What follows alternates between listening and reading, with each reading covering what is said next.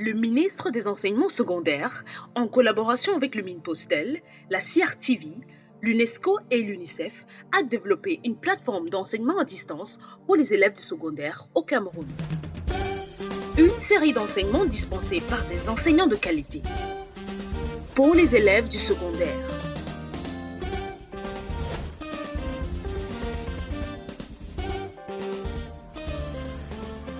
Apprendre n'a jamais été aussi simple avec l'enseignement à distance. Une initiative du ministère des Enseignements secondaires sous la supervision du professeur Pauline Nalova-Lyonga en collaboration avec le ministre des Postes et Télécommunications, la CRTV, l'UNESCO et l'UNICEF.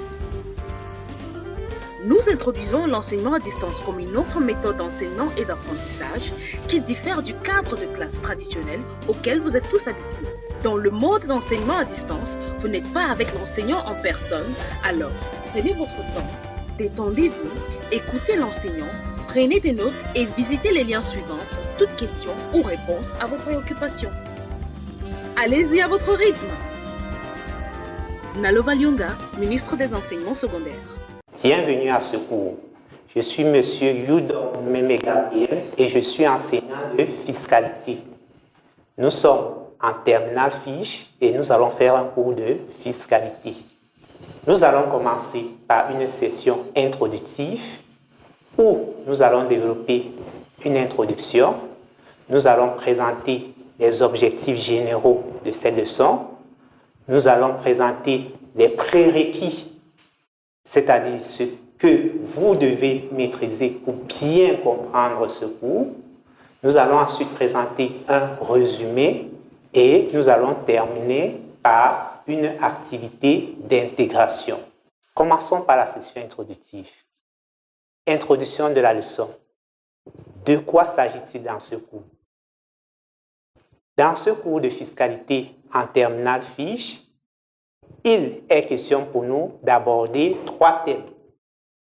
Le premier thème, impôts et taxes, a eu une durée de 50 heures.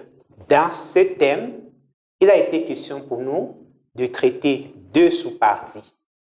La première sous-partie parlait de la notion d'impôt sur les sociétés. Dans cette sous-partie, nous avons analysé les charges, nous avons analysé les produits afin de déterminer l'assiette fiscale de l'impôt sur les sociétés, ce qui nous a permis d'élaborer les fiches de déclaration qu'on connaît sous le nom de fiches statistiques.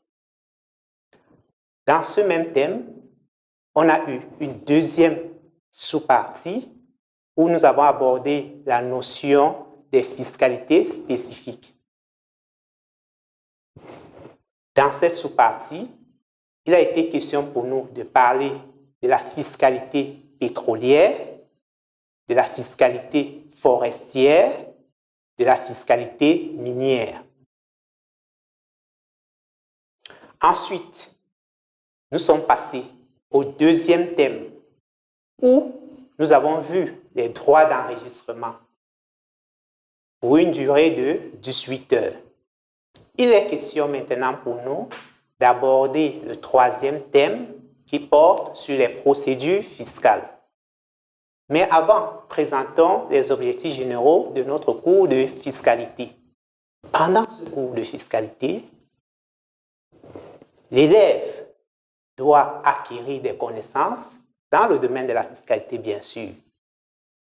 Il doit traiter correctement les différents éléments entrant dans la détermination de l'assiette fiscale.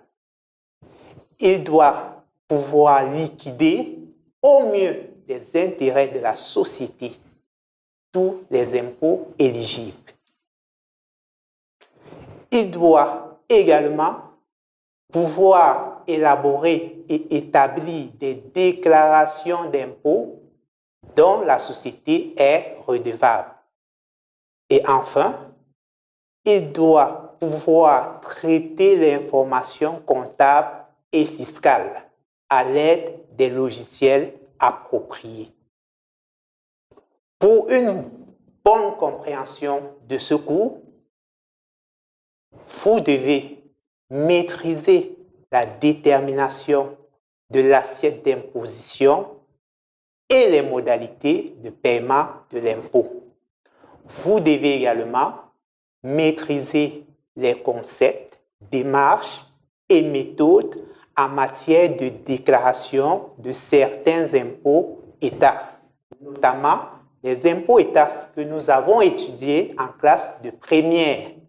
Nous rappelons, en classe de première, nous avons vu l'impôt sur le revenu des personnes physiques, IRPP.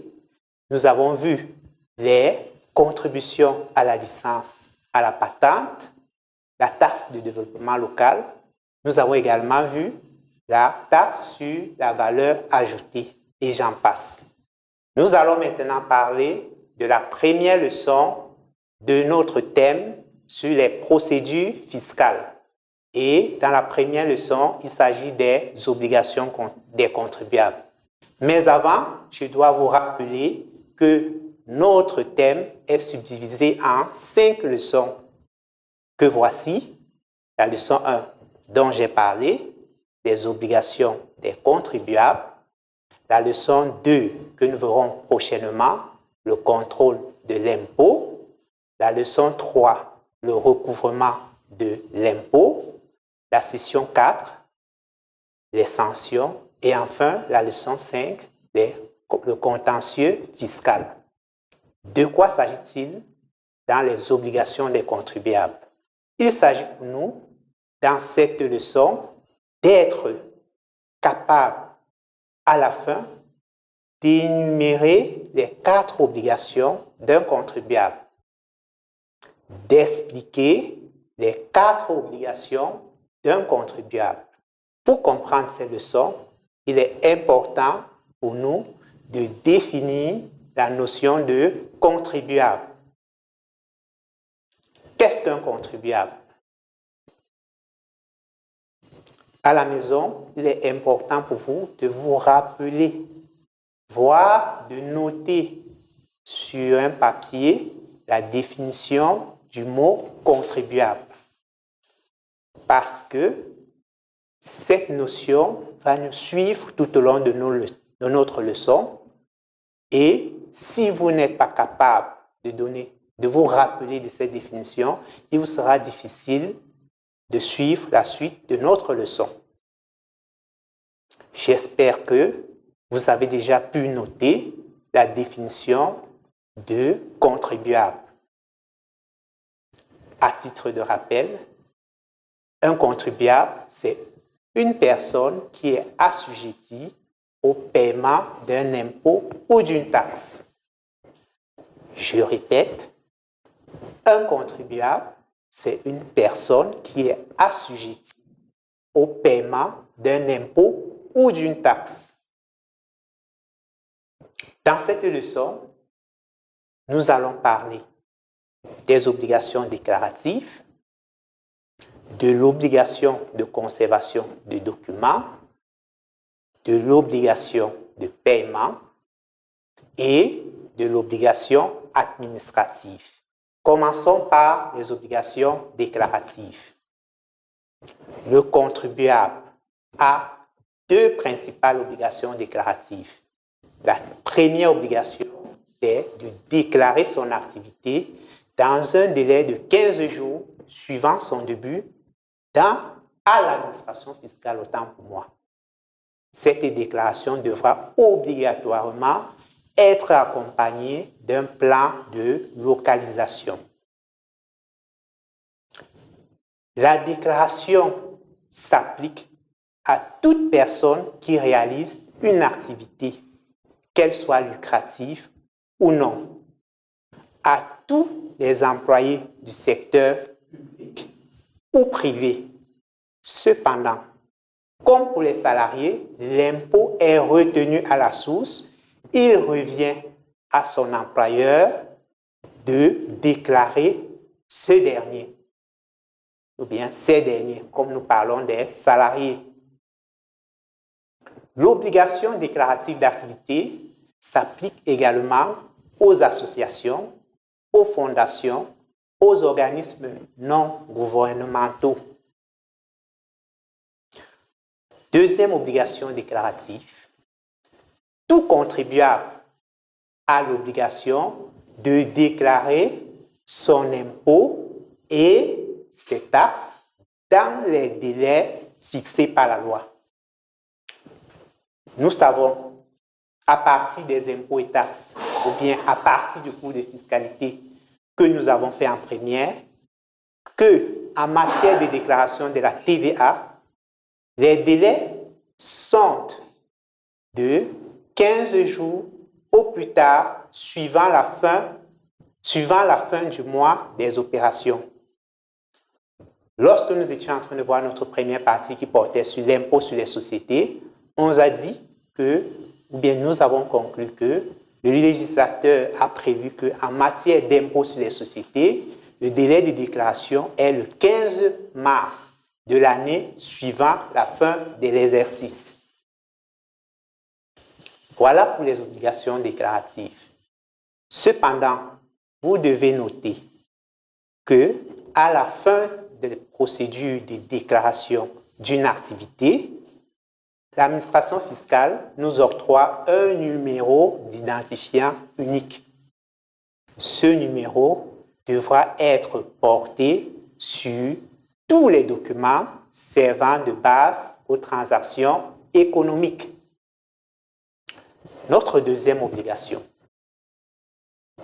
il s'agit de l'obligation de conservation des documents. Tout document devra être conservé pour une période de 10 ans. En effet, ces documents permettent d'établir sur cette période la sincérité de nos déclarations. Parce qu'en cas de contrôle, nous devons fournir à toute réquisition ces documents à l'administration fiscale afin que ceux-ci puissent établir que nos déclarations ont été faites de manière honnête et de manière sincère. La troisième obligation est l'obligation de paiement de l'impôt. Tout contribuable, après avoir fait déclaration, doit payer son impôt dans les délais prescrits par la loi.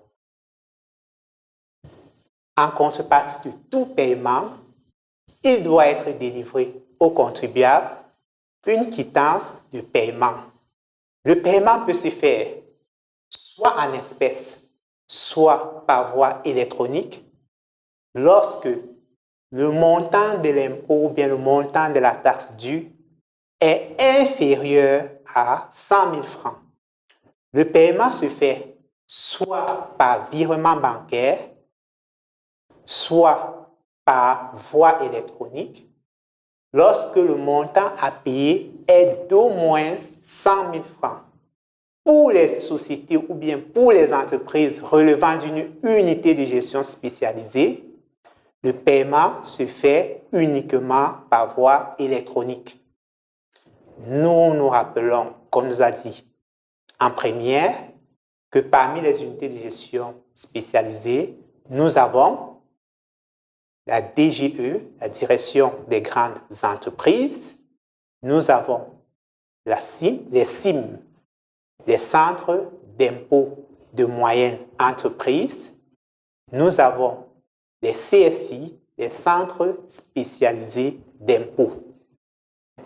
Il est important ici de remarquer que nul, je dis bien nul, ne peut se faire prévaloir de l'existence d'une créance sur l'État ou se soustraire à ses obligations de paiement ou pour se soustraire à ses obligations déclaratives. Donc, cela veut dire que ce n'est pas parce que l'État nous doit de l'argent qu'on va chercher à faire une quelconque compensation.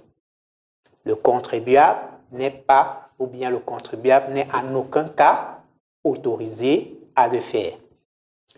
Notre dernière obligation est l'obligation administrative. Et il s'agit ici, pour le contribuable, de se conformer au système de suivi électronique des facturations conformément aux modalités définies par arrêté du ministre des Finances.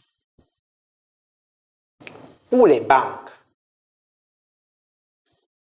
il est à noter que les frais dus par les contribuables au titre du paiement de leurs impôts ou taxes doivent être obligatoirement compris dans une fourchette de 500 francs à 10 000 francs, avec un maximum de 10% des frais payés, des impôts payés. Nous allons passer à un exercice d'application pour vous permettre de consolider les acquis du jour. Le 13 mai 2019, une entreprise a reçu un avis de vérification concernant la déclaration de son impôt sur le revenu des personnes physiques pour les 5 exercices écoulés. Le chef de cette entreprise, qui exerce ses activités depuis 12 ans, estime qu'il y a prescription au-delà de 4 ans et affirme n'avoir pas à conserver ces documents au-delà des 4 derniers exercices. Travail à faire, nommer et expliquer l'obligation concernée. À la maison, j'espère que Atiam est en train de porter sur son bloc-notes l'obligation concernée. Et il ne s'agira pas seulement pour elle de nommer cette obligation, mais il faudra aussi qu'elle puisse expliquer cette obligation. Monsieur Nam, veuillez nous donner la réponse à la question. Très bien. Vous avez d'abord dit qu'il s'agit de l'obligation de conservation des documents. Mais votre explication semble être un peu floue, vous n'avez pas bien expliqué. C'est pour ça que je vais demander à Bella de nous expliquer en ses propres termes, de façon à ce qu'on puisse comprendre bien cette obligation. Oui, Bella? Très bien. Cette obligation demande aux contribuables de conserver tous ces documents pendant 10 ans. Il n'est pas question ici de la prescription fiscale, mais il est question ici de la conservation des documents qui s'effectue sur 10 ans à compter de la date d'établissement de ces documents ou à compter de la date de la transaction qu'ils constatent. Pour résumer notre leçon, on va le faire en anglais, question de jeu bilingue. So far, we have seen that taxpayers have 4 obligations. The obligation to declare both activities and taxes, the obligation to pay the tax due, the obligation to keep records, and administrative obligation.